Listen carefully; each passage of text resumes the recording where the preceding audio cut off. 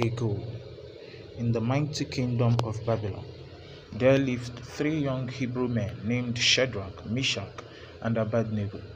They had been taken from their homeland of Judah and brought into a foreign land.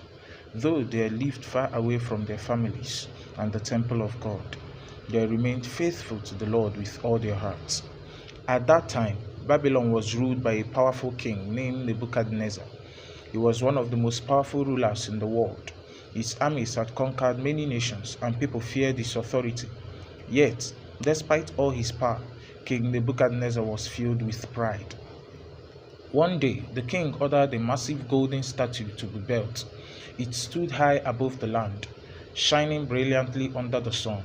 The statue was about 90 feet tall and 9 feet wide. When it was completed, the king gathered officials, governors, judges, rulers, and people from every nation and language to come and dedicate the image. A royal herald stood before the crowd and shouted loudly, People of every nation and language, when you hear the sound of the horn, flute, like all kinds of music, you must fall down and worship the golden image. Hear the decree. King Nebuchadnezzar has set up this glorious image. Whoever refuses to bow down and worship will immediately be thrown into a blazing furnace. The command spread throughout the kingdom. Everyone knew the consequences of disobedience. Soon, the day arrived.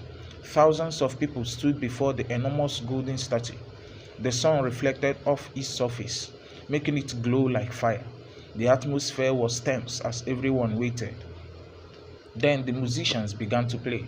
The horns sounded, the harps played, the flutes echoed across the plain.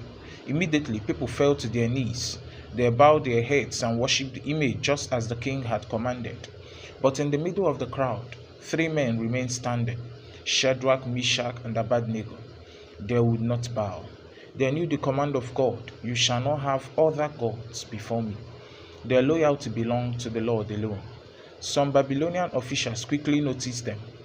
Jealous of their positions and eager to accuse them, they rushed to King Nebuchadnezzar. O king, live forever! You issued a decree that everyone must bow down when the music plays. But there are certain Jews whom you have appointed over the affairs of Babylon, Shedrach, Meshach, and Abednego. They pay no attention to you.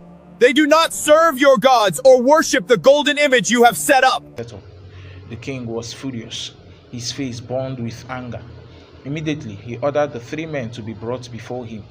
When they arrived, Nebuchadnezzar looked at them and said, Is it true that you refuse to serve my gods and worship the golden image I have made? He gave them one final chance. If you bow down when the music plays, all will be forgiven. But if you refuse, you will be thrown into the blazing furnace. The room became silent. Everyone waited to hear the answer. Shedrach, Meshach, and Abednego stood calmly before the most powerful king on earth.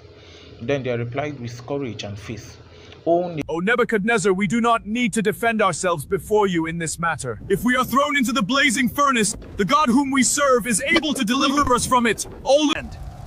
He will rescue us from your hand, O king. But even if he does not, we want you to know that we will never serve your gods or Words shocked everyone. They were not trusting in luck. They were not negotiating. They were not afraid. They trusted God completely.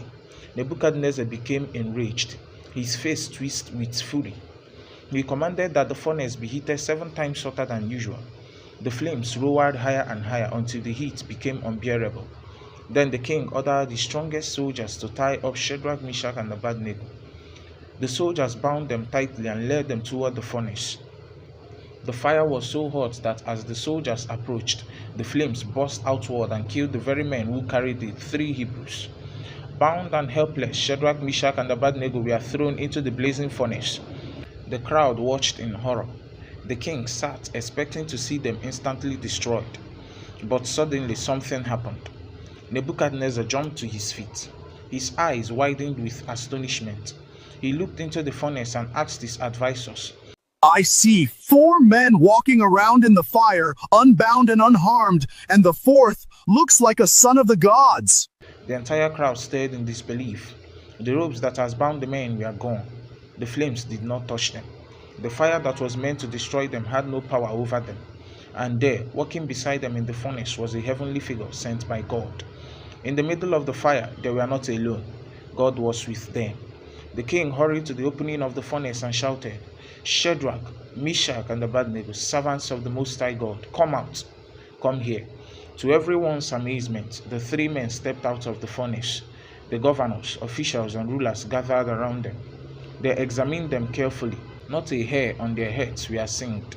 Their clothes were not burned. There was not even the smell of smoke on them. The same fire that had killed mighty soldiers could not harm God's faithful servants. Nebuchadnezzar was humbled. The proud king who had demanded worship now praised the God of heaven.